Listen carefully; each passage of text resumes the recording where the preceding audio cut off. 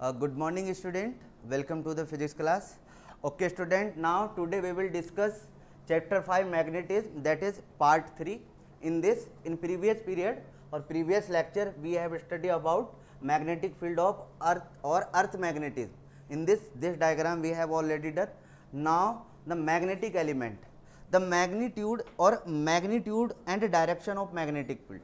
देखिए अब इसको ध्यान से समझिएगा. मैग्नेटिक एलिमेंट क्या होता है कि मैग्नीट्यूड, इसको ऐसे लिखते हैं, magnitude and direction of magnetic field classified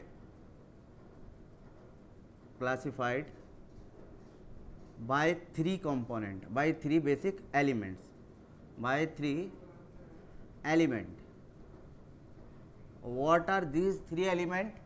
Magnetic declination, magnetic inclination, horizontal component of earth.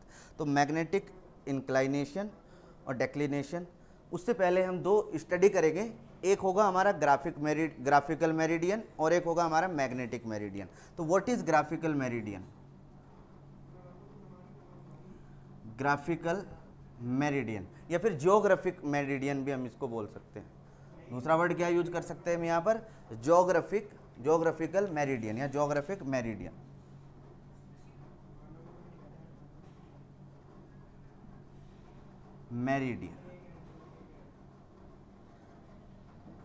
ठीक है ना, जियोग्राफिक मेरिडियन और graphical meridian, sorry magnetic meridian.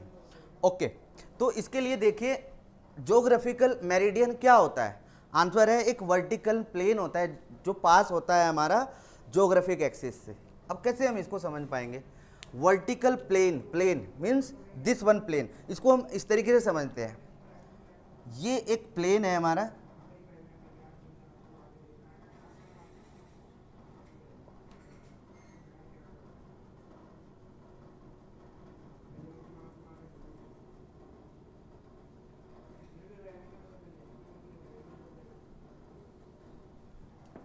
इसका नाम क्या दिया हमने? इसका नाम दिया हमने जियोग्राफिक मेरिडियन. क्या बोला मैंने? Vertical plane passing through the geographic axis. कौन सी एक्सिस है? ये. इस प्लेन यानी कि जियोग्राफिक इक्वेटर अलग चीज होती है, ध्यान रखना. मैं बात कर रहा हूँ जियोग्राफिक मेरिडियन, इसकी बात कर रहा हूँ. तो this one is the geographic meridian. ये एक प्लेन. अब इस अर्थ को हम एज ए प्लेन कंसिडर करके चलेंगे, एज ए प्लेन. ठीक है ना, तो वो कंसिडर करके चल रहे हैं. हमने कहा कि दिस प्लेन इज परपेंडिकुलर या फिर vertical plane passing through the geographic axis. एक ऐसा प्लेन जो पास होता है इस जियोग्राफिक एक्सिस से, that is called geographic meridian. Now the second is what is magnetic meridian. Magnetic meridian क्या होता है हमारा? This is also the vertical plane that will pass through the magnetic axis. अब ये किससे होगा? मैग्नेटिक एक्सिस से. इन दोनों के बिटवीन एंगल कितना है? 11.3. यहाँ पर हमने इसको नॉर्मली समझा है, बट अब हम यहाँ पर कंसिडर करके चलेंगे इसको एंगल को थीटा. और ये थीटा क्या है? इन तीनों में से एक कंपोनेंट है, वही डिस्कस करना है अपने को. ठीक है, तो चलिए अब दूसरा बनाते हैं इसके लिए, मैग्नेटिक मेरिडियन. ये ऐसे होगा. क्या वर्ड यूज कर रहा हूं मैं? Magnetic meridian.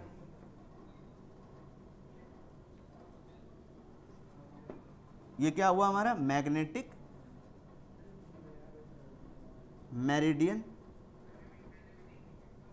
and this one is geographic meridian and the angle between these two that is theta.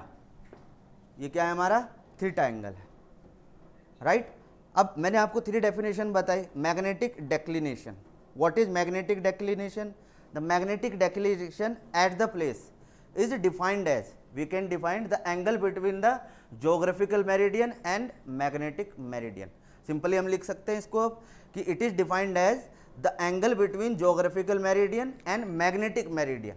यहीं पे इसको angle of declination theta between angle between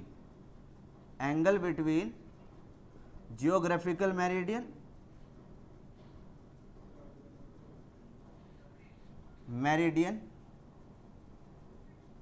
and magnetic meridian.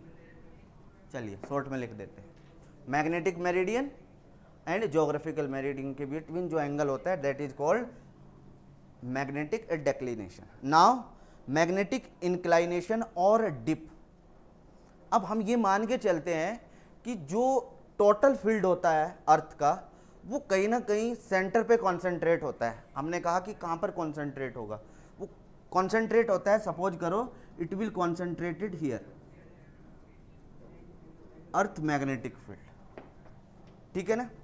The angle between, ध्यान से समझिएगा, the angle between earth magnetic field, जहां पर ये total concentrate हो रहा है, एंड द मैग्नेटिक मेरिडियन, इसका ये horizontal component, angle between the horizontal component of magnetic meridian and earth magnetic field, that is known as magnetic inclination. इसको क्या कहते हैं, मैग्नेटिक इंक्लाइनेशन और डिप। वर्ड यूज समझिए, और डिप, क्या वर्ड यूज कर सकते हैं हम यहाँ पर, डिप।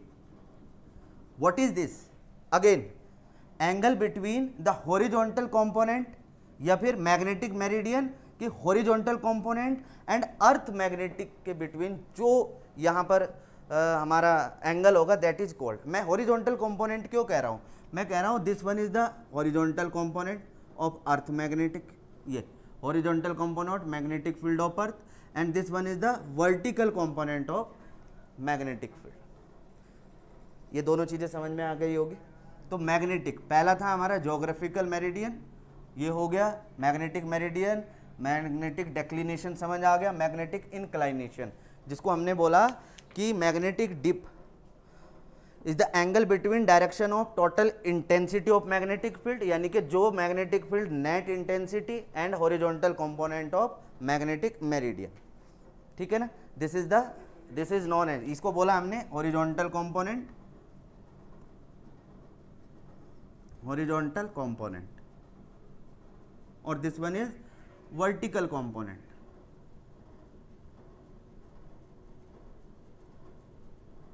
चलिए ये दो चीजें हमें समझ में आई, vertical component and horizontal component. Complete लिख लीजिए इसको।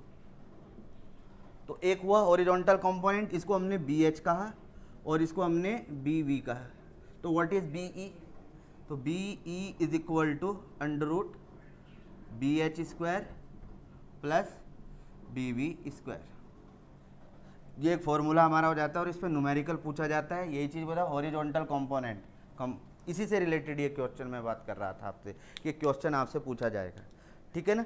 तो जो कंपोनेंट होगा हमारा हॉरिजॉन्टल, ये क्या होगा, बी एच किसके इक्वल होगा, तो B H equal to B E cos delta, this one, और this one is equal to B V B E sine delta. ये चीज़ हुई cos delta and sine delta, right, these are two angle. अब हम इसको simple way में भी ले सकते हैं, बी एच, ये दोनों को ऐड किया हमने ऐसे लिखा इनको, B H is equal to B E cos delta and B V is equal to B E sine delta, ठीक है ना। ये हमने लिया यहाँ पर, तो दोनों का स्क्वायर किया और ऐड कर दिया, B H square plus B V square is equal to B E square, common लिया हमने cos square delta plus sine square delta. डेल बोल देते हैं हम इसको, अलग अलग टीचर अलग अलग बताते हैं, जो भी है। चलिए, तो cos square theta sine square theta means delta is equal to 1, तो B E will become under root B H square plus B V square. यही हमने कहा कि व्हाट इज दिस, इसको हम फाइंड कर सकते हैं। Now what is the angle, angle हम फाइंड कर सकते हैं साइन या टेन ले लो, हमें जो गिवन होगा उसके हिसाब से चलते हैं। Tan delta is equal to क्या होता है हमारा, परपेंडिकुलर अपॉन बेस, यानी कि B V upon B H, और delta is equal to tan inverse B V upon B H. इससे बहुत बार क्वेश्चन पूछे जाते हैं। और हॉरिजॉन्टल कंपोनेंट हमारा ईएमआई में भी यूज होगा, इलेक्ट्रोमैग्नेटिक इंडक्शन की एक प्लेन है, उसका हॉरिजॉन्टल कंपोनेंट ये है, उसको कट कर रहा है प्लेन को, मैग्नेटिक फील्ड नहीं कर रहा, तो all these things we will consider also in 4th unit. Okay, तो this one is the topic, इसी से क्वेश्चन आपसे पूछा जाएगा, इतने से। इसको अच्छे से सेट कर लेना माइंड में, जैसे मैंने बताया, बहुत सिंपल वे में बताया है, प्लीज। Okay, thank you.